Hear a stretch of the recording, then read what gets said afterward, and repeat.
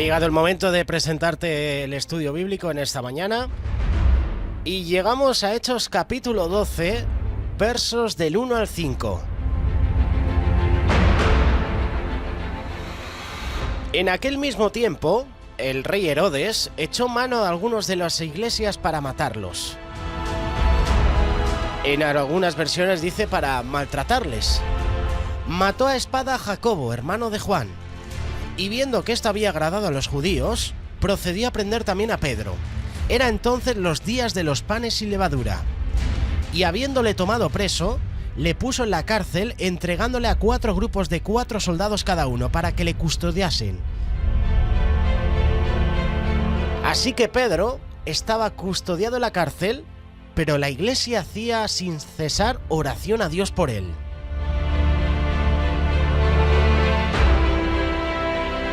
En aquel mismo tiempo, como hemos mencionado, el rey Herodes echó mano a algunos de la iglesia para maltratarlos. Y esta persecución empezó bajo Agripa I, que era el nieto de Herodes el Grande. Herodes el Grande fue el rey que trató de matar al niño Jesús cuando dio la orden para la matanza de los niños en Belén. Si alguna vez ha habido alguna familia que estuviera en enemistad contra Dios, fue esta familia. Fue la familia de Herodes. Que sepamos, ni un solo miembro de esa familia se convirtió a Cristo. La Biblia no deja constancia. Pero la familia Herodes estaba en contra totalmente de Dios. La persecución contra la iglesia había provenido mayormente de los líderes religiosos y especialmente de los saduceos, pero en este momento surgieron esas esferas del gobierno. La persecución se desplazó de la religión a la política, y quizás Herodes hizo esto para tratar de ganarse el favor de ciertas personas y seguramente de ciertos sectores. Hay un versículo que dice: por la muerte de Jesús, Pilato y Herodes se hicieron amigos. Lo que sabemos es que Herodes comenzó a perseguir a algunos de la iglesia. Ahora quisiéramos aclarar ciertas cosas. Que la palabra maltratar, por ejemplo, no describe realmente lo que se hizo. En aquel mismo tiempo, el rey Herodes echó mano a algunos de la iglesia para maltratarles. Y aquí no se describe realmente lo que se hizo. La realidad fue que el rey Herodes desencadenó una persecución brutal y despiadada contra la iglesia. El versículo siguiente nos dice sin rodeos lo que hizo.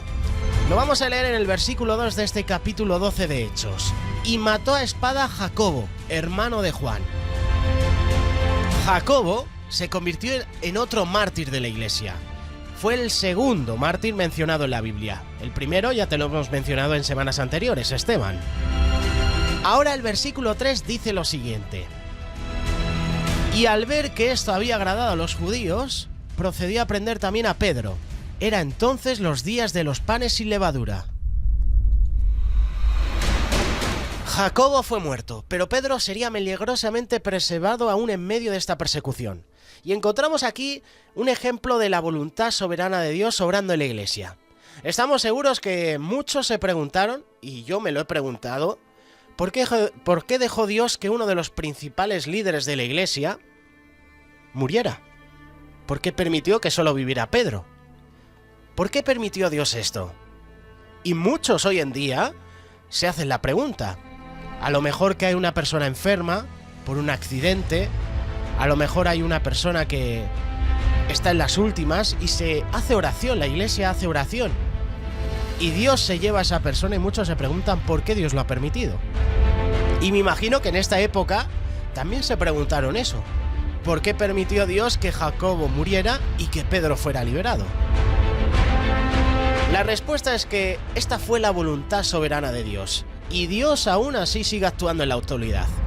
En muchos casos el Señor ha quitado por medio de la muerte a muy cualificados miembros de una iglesia, y en cambio ha dejado a otros que quizás no sean tan fieles.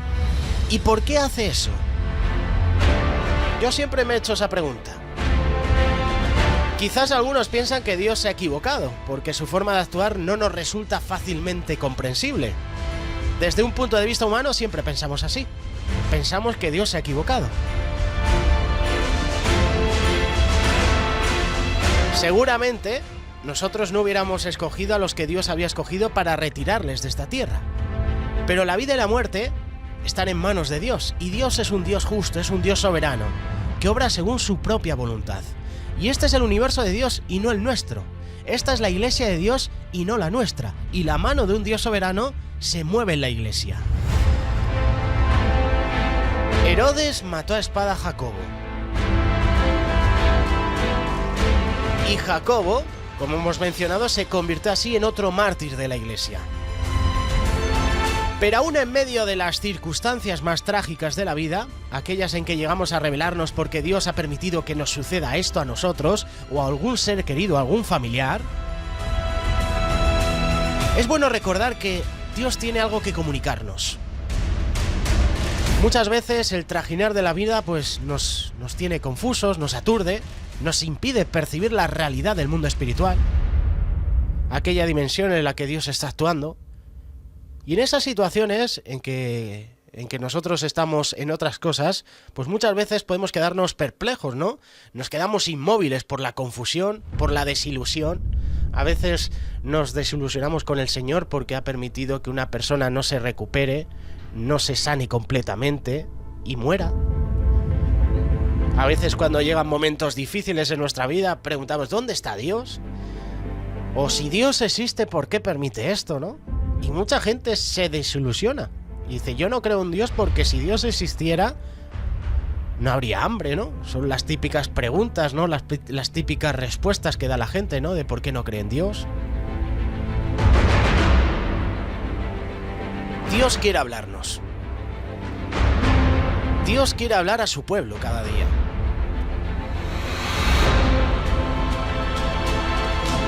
Si seguimos leyendo el pasaje de Hechos capítulo 12, hemos hablado, por ejemplo, en semanas anteriores, la muerte de Esteban.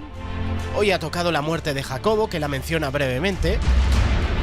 Y dijimos hace unas semanas que hasta ese momento la persecución contra la iglesia había estado dirigida mayormente por los líderes religiosos y especialmente por los saduceos. Pero a partir de entonces sería promovida por las esferas del gobierno, por los más altos cargos. La persecución se desplazó de la religión a la política, como hemos mencionado. Y dijimos que quizás Herodes hizo esto para tratar de ganarse el favor de ciertas personas. Lo cierto es que Herodes desencadenó una persecución tremenda, despiadada contra la iglesia. Dio muerte a espada a Jacobo, hermano de Juan, y tenía preso a Pedro. Tomándolo preso, lo puso en la cárcel, entregándolo a 4 grupos de 4 soldados cada uno para que lo vigilaran. En realidad, Pedro había sido puesto bajo la vigilancia de una guardia armada, reforzada. Y podemos observar que fue entregado a 4 grupos de 4 soldados cada uno. O sea que había 16 soldados custodiando a Pedro. Y a mí me da que si Herodes hace esto, pone a tantas personas vigilando a Pedro, ¿no cree usted que Herodes sospechaba de que alguien trataría de liberar a Pedro? Da la sensación que sí, ¿no? Poner tanta guardia para un hombre. Seguramente Herodes estaría pensando, bueno, voy a poner a 16 soldados porque a ver si van a venir los discípulos, el resto, los seguidores de este Pedro, los seguidores de Jesús, ¿no? Y a lo mejor le sacan de la cárcel. Así que Pedro estaba custodiado en la cárcel, pero la iglesia hacía sin cesar oración a Dios por él. Justamente cuando leí este versículo, me llevó a ese versículo que seguramente tú tienes subrayado en tu Biblia, de 1 Tesalonicenses, capítulo 5, verso 17. Dice, orad sin cesar. Y aquí lo menciona. Pero la iglesia hacía sin cesar oración a Dios por él. Estos creyentes no llegaron ante Dios con una larga lista de peticiones. Simplemente entraron a la presencia de Dios y oraron seriamente para que este hombre, para que Simón Pedro, fuera librado. Sus corazones se habían volcado en sus oraciones y la iglesia unida oraba por Pedro. Y seguramente ese versículo de 1 Tesalonicenses 5:17 de orar sin cesar puede resultar confuso, ¿no? Obviamente no puede significar que debemos estar en una postura de cabeza inclinada, de estar orando en todo momento, porque es imposible. Yo te lo digo, para mí es imposible estar orando sin cesar en todo tiempo. Pablo no se refiere a no dejar de hablar, sino a una actitud de conciencia de Dios, de rendición total a Dios. Cada momento despiertos es para vivirse en la conciencia de que Dios está con nosotros.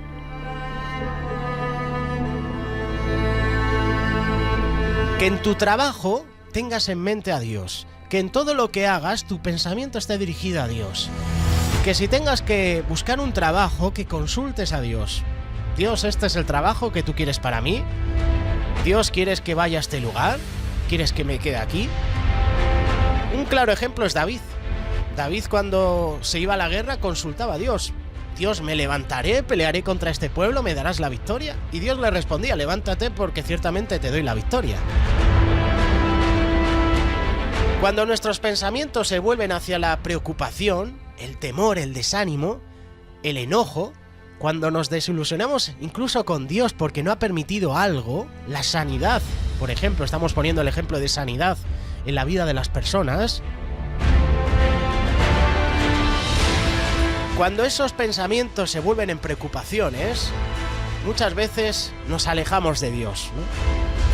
Pero qué bueno que en esos momentos difíciles, en esos momentos de preocupación, de temor, de desánimo, de enojo, qué bueno que podamos acercarnos a Dios en oración, y cada oración en acción de gracias.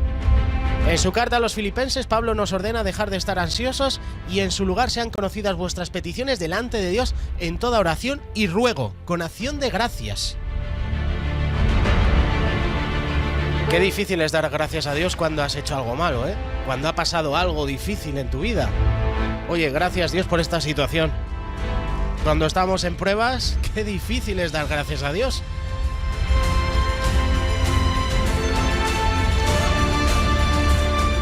Perseverad en la oración, velando en ella con acción de gracias. Colosenses capítulo 4, verso 2. Pablo exhortó a los creyentes en Efesios a ver la oración como un arma para usarse en la lucha de las batallas espirituales. La armadura de Dios, Efesios 6:18.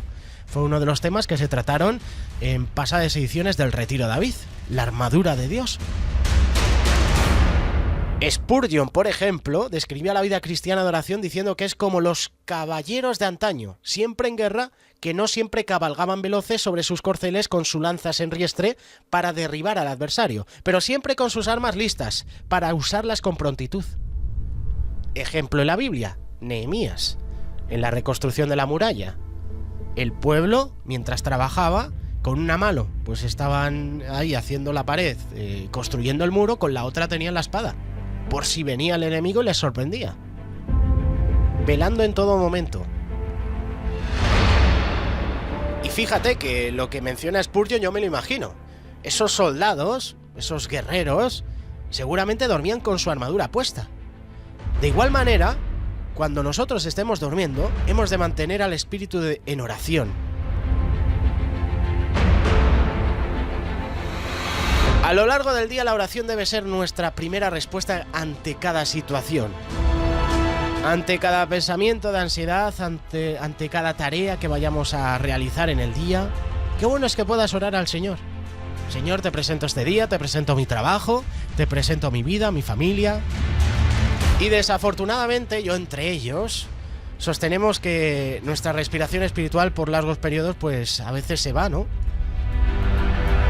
A veces estamos tan cansados físicamente que nos olvidamos de buscar al Señor. A veces estamos enfermos que en vez de recurrir a Dios por sanidad, recurrimos al medicamento. Y yo me pongo como ejemplo, ahora mismo que estoy tocado, en vez de haber recurrido primero a Dios, porque Dios puede actuar, recurrí al medicamento, a la sanidad.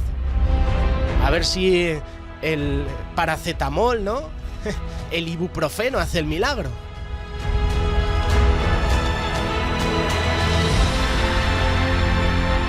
Qué bueno es que podamos depender de la gracia de Dios. Muchos de nosotros a veces nos mostramos satisfechos con las bendiciones físicas y tenemos pocos deseos de bendiciones espirituales.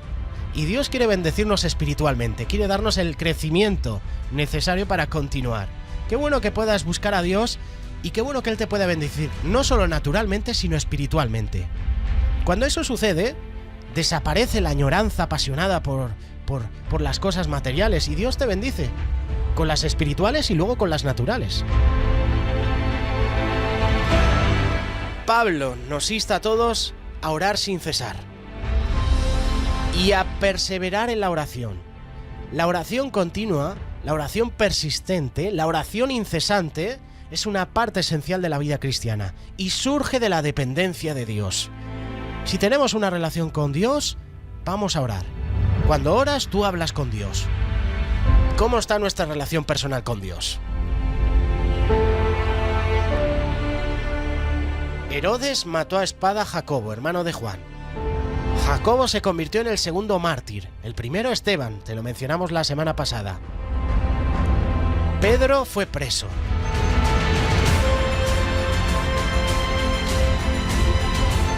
Así que Pedro estaba custodiado en la cárcel, pero la Iglesia hacía sin cesar oración a Dios por él.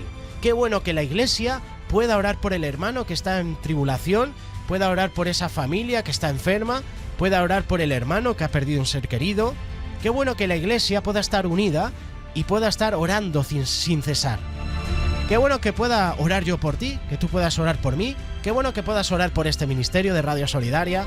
Qué bueno que el cristiano pueda orar por el cristiano. La Iglesia oraba por Pedro. Y la semana que viene, seguramente vamos a mencionar la liberación de Pedro. Y todo esto porque la oración unánime oró al Señor.